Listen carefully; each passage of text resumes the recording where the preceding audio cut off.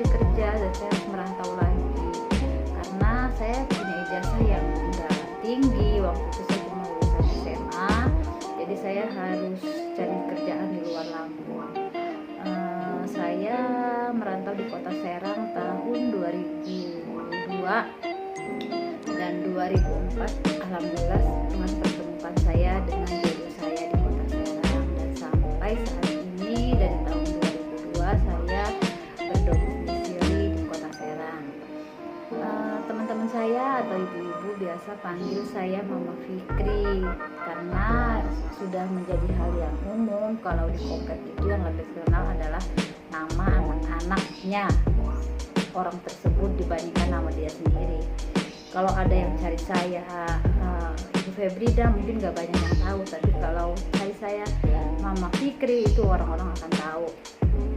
Tapi nggak semuanya panggil Mama Fikri juga, tergantung. Kalau yang misalnya angkatan anak saya yang kedua, mereka akan panggil Mama Fahri. Angkatan anak saya yang ketiga, mereka akan panggil Mama Farah. Jadi banyak ya panggilan saya. Saat ini karena emang lagi COVID, semua anak-anak belajar dari rumah.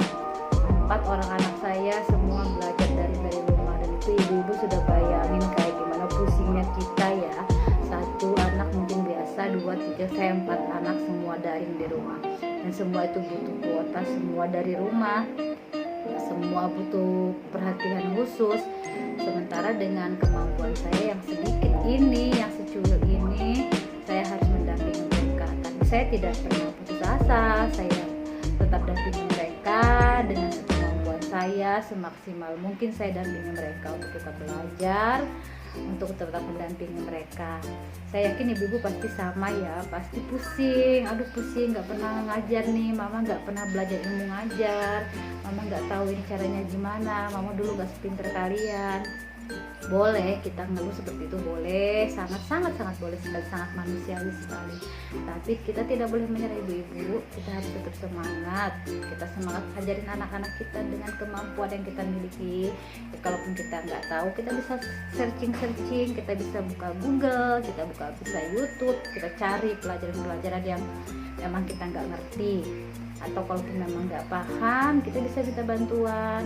Kayak anak saya yang nomor 2, kalau ada yang saya nggak paham, saya suruh bantu si AA yang nomor 1, bantuin adek, kerjain tugas adek. Begitu juga yang TK, kalau nggak paham, bantuin yang kakak nomor 2, bantuin adek nomor 3 kerjain tugas. Dan alhamdulillah sudah hampir setahun ini berjalan lancar semuanya.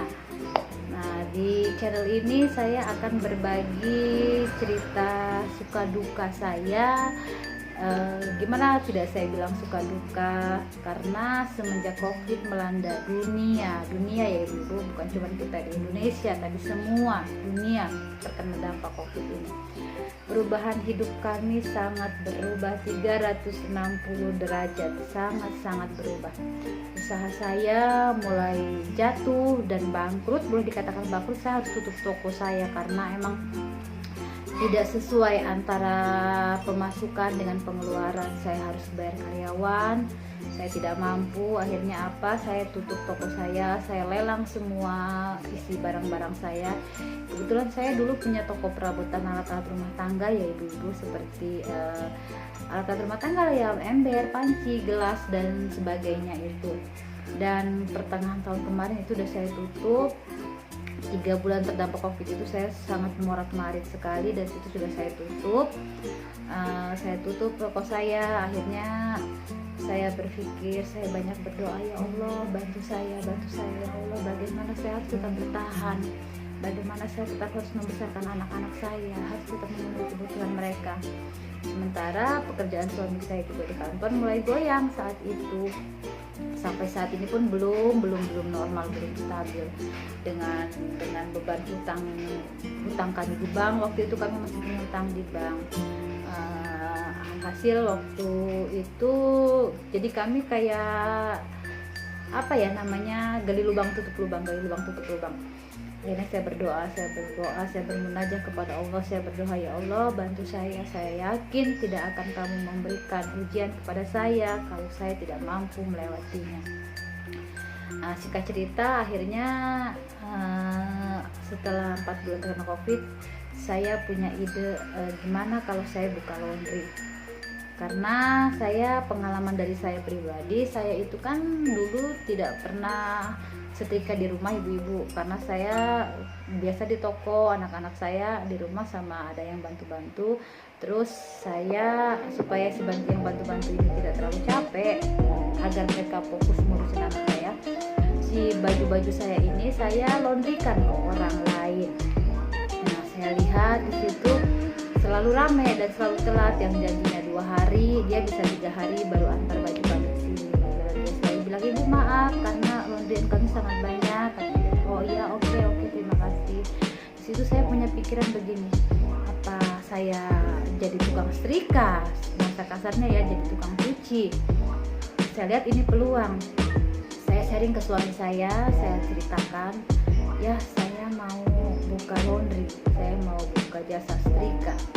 Suami saya waktu itu bilang, yang bener kamu, serius, kamu aja biasa baju di laundrykan ke orang, sekarang kamu mau ngerjain apa bisa?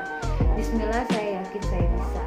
Nah, mulai saat itu ibu-ibu saya mulai bebenah, saya mulai usaha saya sendiri di rumah, saya bikin spanduk, saya bikin banner kecil-kecilan di rumah, saya mulai beli setrika uap, alat untuk setrika yang lebih cepat dibanding setrika listrik.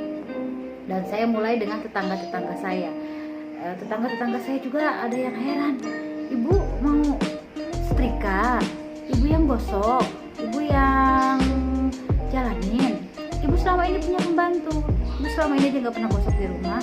Saya bilang begitu, ya roda itu berputar, tidak selamanya saya itu enak. Sekarang saya lagi ada di titik terendah dan saya harus lakukan ini untuk anak-anak saya, supaya anak-anak saya bisa bertahan hidup, anak-anak saya bisa makan, anak-anak saya bisa jajan, saya bisa beli beras. Saya bilang gitu.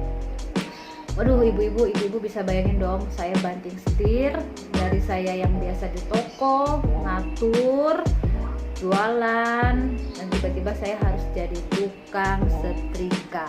Tapi saya lakukan itu dengan ikhlas. Saya yakin ya Allah, ini bantuan darimu, saya yakin ini petunjukmu, dan saya akan lakukan ini dengan ikhlas. Ya Allah, saya mohon lancarkan usaha saya, sehatkan badan saya. Mulai hari itu saya ingat sekali, bulan Maret 2020 saya mulai usaha laundry saya. Saya datangi dari rumah ke rumah, door to door, saya ambil baju mereka, saya bawa ke rumah saya setrika, saya packing yang rapi, dan saya antar lagi ke rumah mereka. Itu cibiran orang, Masya Allah, kalau saya mau ngomong luar biasa ujiannya. Semua orang ngomongin saya, satu kompleks bisa saya sebut. Mama Fikri yang biasanya jualan di toko, sekarang jadi tukang setrika, jadi tukang cuci. Tapi saya tidak merasa kecil hati, memang saya kenyataannya seperti itu. Saat ini saya butuh pekerjaan itu, karena itulah satu-satunya yang bisa langsung menghasilkan uang. Saya ambil cucian mereka, saya setrika, saya balikan, dan saya punya uang. Saya bisa menafkahi anak-anak saya. Masih banyak cerita yang lainnya, yang hal-hal yang tidak pernah saya lakukan, yang tidak pernah saya terbayang untuk melakukannya, saya lakukan selama 1 tahun ini. Alhamdulillahirrahmanirrahim. Tapi dengan rasa syukur, dengan rasa syukur yang tak terkira, saya bisa melewatinya. Alhamdulillah saat ini usaha saya sudah mulai jalan, usaha saya yang lain juga mulai berjalan sedikit-sedikit.